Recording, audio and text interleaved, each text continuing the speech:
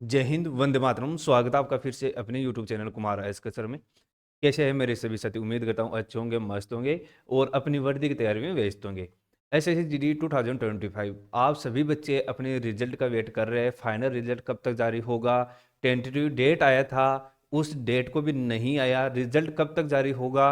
और सबसे ज़्यादा इम्पोर्टेंट जो बच्चों के मैसेज आ रहे हैं वो है कि फाइनल लिस्ट में नाम आने के बाद भी नहीं होगी ज्वाइनिंग। किन बच्चों की ज्वाइनिंग नहीं होगी उसके बारे में कंप्लीट डिटेल से चर्चा करेंगे। अच्छा स्कोर है, फाइनल मेरिट में उनका नाम भी आ जाएगा, फिर भी उन बच्चों की ज्वाइनिंग नहीं होगी। किन बच्चों की ज्वाइनिंग नहीं होगी वो भी कंप्लीट डिटेल से इस वीडियो में चर्चा करने वाले हैं। तो दोस्तों ये वीडियो उन बच्चों के लिए बहुत ही ज़्यादा इंपॉर्टेंट रहता है जो एसएससी जीडी 2025 की अपने फाइनल रिजल्ट को लेकर, और फाइनल रिजल्ट के बारे में भी हम यहाँ पर चर्चा करने वाले हैं। एक एक कर आपके डिटेल से हम कंप्लीट जो आपके सवाल है उनके जवाब देने की कोशिश करेंगे। सबसे पहले बात कर लेते हैं जो किन बच्चों का है वो फाइनल मेरिट में नाम आने के बाद भी आपको ज्वाइनिंग नहीं दी जाएगी, उसके बारे में बात करते हैं। सबसे पहले बात करते हैं कि आपका बायोमेट्रिक। जब आप एग्जाम हॉल में जाते हो तो आपका बायोमेट्रिक होता है, और बायोमेट्रिक के बाद में होता है आपको दो लाइनें दी जाती है कि आपकी खुद की हैंड राइटिंग में है, दो लाइनें लिखनी है।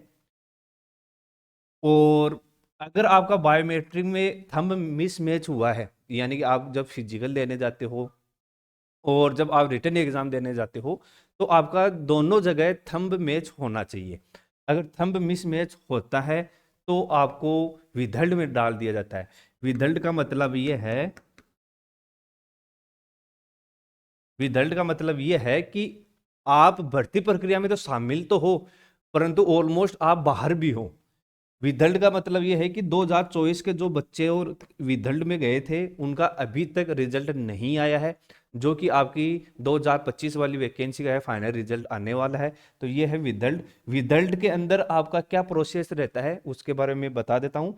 विदल्ट के अंदर अगर आप जेन्यून कैंडिडेट हो तो आपका जो थंब है और जो आपने दो लाइनें लिखी थी वो आपके CFSL और NCRB के पास जाती है, यानी सेंट्रल फोरेंसिक साइंस लेबोरेटरी में आपका थंब है वो जाता है। वहाँ पर थंब मैच किया जाता है कि आप जेन्यून कैंडिडेट है या किसी प्रकार का डमी कैंडिडेट तो नहीं है। एग्जाम देने के लिए एक डमी कैंडिडेट भी बैठ जाते हैं। तो ये आपको एग्जाम पारदर्शिता के लिए है, आपको विदल्ड में डाला जाता है। या फिर आपका क्या है कि सीसीटीवी कैमरा भी है, इसके अंदर आपका चेक किया जाता है। सीसीटीवी कैमरे के अंदर आपका पूरी तरीके से जो फोटो जो आपने लगाई थी, और जब आपका थंब लगाने के बाद में जब आधार कार्ड वेरिफिकेशन हुआ था वहां पर कौन से कैंडिडेट बैठा था सीसीटीवी के अंदर कंप्लीट आपकी जांच की जाती है।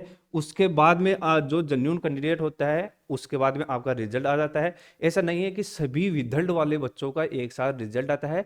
आपका 5 से 10 बच्चे क्लियर हुए विदल्ट के अंदर, उनका रिजल्ट आ गया। और कुछ बच्चे ऐसे हैं जिनका विदल्ट में जाने के बाद में है वो बाहर भी होते हैं। काफ़ी बच्चे ऐसे हैं जो फाइनल मेरिट के अंदर नाम आ गया फिर विदल्ट में आ गए, फिर विदल्ट के अंदर आपका साइंस लेबोरेटरी के अंदर आपका थंब है वो चेक किया गया और वहां से आप बाहर हो गए।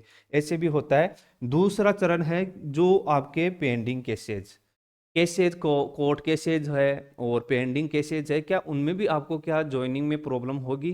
तो कोर्ट केसेज के अंदर हम इसको दो भागों में बांट सकते हैं। एक वो कि जो आपको ज्वाइनिंग नहीं मिलेगी, और एक वो जो आपकी ज्वाइनिंग मिल जाएगी। तो सबसे पहले बात करते हैं कि जिसके अंदर ऐसे कौन कौन से कोर्ट केस है जिसके अंदर आपको ज्वाइनिंग नहीं दी जाएगी। सबसे पहले बात कर लेते हैं कि अगर आपके ऊपर किसी ने केस कर रखा है और वो पेंडिंग केस है, पेंडिंग केस है, तो उस स्थिति में आपकी धाराएं चेक की जाएगी, और जब तक आपका केस कंप्लीट नहीं होता है तब तक आपको ज्वाइनिंग नहीं दी जाएगी। और उसमें भी एक कंडीशन है कि आपके यह जो केस चल रहा है वो किन धाराओं के अंदर चल रहा है। अगर नॉर्मल धाराएं है जो आपका फोर्सेज के अंदर जो धाराएं इंक्लूड दी गई है उस धाराओं के अंदर अगर आपका किसी प्रकार से केस चल रहा है तो आपको ज्वाइनिंग नहीं दी जाएगी। दूसरी बात करते हैं कि अगर आपको किसी प्रकार की सजा मिल चुकी है, आप आपके ऊपर केस हुआ है और केस होने के बाद में आपको सजा मिल चुकी है, चाहे 1 दिन का मिला हो चाहे महीने भर का मिला हो, तो भी आपको ज्वाइनिंग नहीं दी जाएगी। वो कमेटी आप पर बैठेगी, कमेटी डिसाइड करेगी कि किन धाराओं के अंदर आपको सजा मिली है और उसके अनुसार आपको ज्वाइनिंग के बारे में है वो बताया जाएगा कि ज्वाइनिंग होगी या नहीं होगी। ज़्यादातर केसेज के अंदर आपके ज्वाइनिंग नहीं होती है इसके अंदर। और दूसरी बात करते हैं कि अगर आप पर किसी ने केस कर रखा है और उसमें राजीनामा हो चुका है, केस कर कर राजीनामा हो चुका है, दोनों पक्षों को आप बैठकर और आपस में केस करने के एफआईआर करने के बाद में आपस में बैठकर वो राजीनामा कर लिया है आप लोगों ने, तो उस स्थिति में भी है वो आपकी धाराएं चेक की जाती है कि किस धारा के अंदर आपका मुकदमा है वो आपका दर्ज हुआ था, और उसके अनुसार आपका ज्वाइनिंग है वो दिया जाता है। जो आपको कोशिश करना है, अगर आपका इस तरीके के केस चल रहा है तो उसको कोशिश करना है कि कोर्ट है वो आपको बाइज्जत बरी करे। अगर आप कोर्ट के अनुसार बाइज्जत बरी हो जाते हो तो उस स्थिति में कोई प्रॉब्लम नहीं होती है, आपको थोड़ा समय लगता है फिर आपका ज्वाइनिंग हो जाता है। परंतु जो आप आपस में बैठकर और समझौता करते हो उस स्थिति में आपको थोड़ा प्रॉब्लम हो जाता है। और दूसरी बात करते हैं कि फैमिली मैटर। फैमिली मैटर के अंदर क्या होता है कि अगर आप अपने बंटवारे से संबंधित किसी पर केस कर रखे हो तो आपको कोई प्रॉब्लम नहीं होगी। उसके अंदर अगर आपका नाम भी है तो भी कोई प्रॉब्लम नहीं होगी, आपका ज्वाइनिंग हो जाएगा, उसमें घबराने की जरूरत नहीं है। तीसरा होता है कि अगर आपका यातायात पुलिस के अंदर आपका किसी प्रकार का चालान कटा हुआ है, बाइक का चालान हो या फिर ओवर स्पीड का चालान हो, तो उससे कोई प्रॉब्लम नहीं होगा। आपका जो चालान है वो आपकी ज्वाइनिंग पे किसी प्रकार का प्रभाव नहीं पड़ेगा चालान की वजह से। और इस तरीके के क्या है कि छोटे मोटे जो आपकी जो जानकारी है वो हम आपके लिए लेकर आए। तो अब बात करते हैं आपके रिजल्ट के बारे में। रिजल्ट कब तक जारी हो सकता है? टेंटेटिव डेट थी वो थी आपकी 12 जनवरी। 12 जनवरी थी, परंतु 12 जनवरी तक आपका रिजल्ट नहीं आया है। और जो हमने पिछली जो वैकेंसीज थी उसको लेकर हमने एक एनालिसिस किया था कि आपका जो टेंटेटिव डेट दिया जाता है उससे 2 से 3 दिन बाद ही आपका रिजल्ट जारी किया जाता है, जो पिछली भर्तियों के अनुसार। तो दोस्तों ये मान के चलो कि आज 13 जनवरी हुआ है और 13 जनवरी को आपको ये मान के चलना है कि 80% चांस है आपके रिजल्ट आने का। और कल है वो आपका 99% चांस है कि रिजल्ट आ सकता है कल, यानी कि 14 जनवरी को आपका रिजल्ट पूरी पूरी चांस है। क्योंकि 2 से 3 दिन है वो आपका एक्स्ट्रा लग जाता है। और 24 जनवरी को आपका रोजगार मेला होने वाला है, उसके अंदर आपको ज्वाइनिंग लेटर मिल जाएगा। तो आपको तैयार रहना है आज और कल के अंदर, कल तक आपको रिजल्ट है अपना देखने को मिल जाएगा।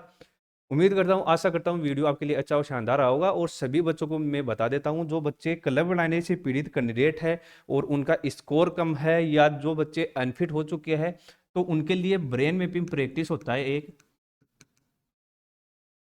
ब्रेन मैपिंग प्रैक्टिस है, वो कुमार एस के सर एप्लीकेशन है अपना, कुमार एस के सर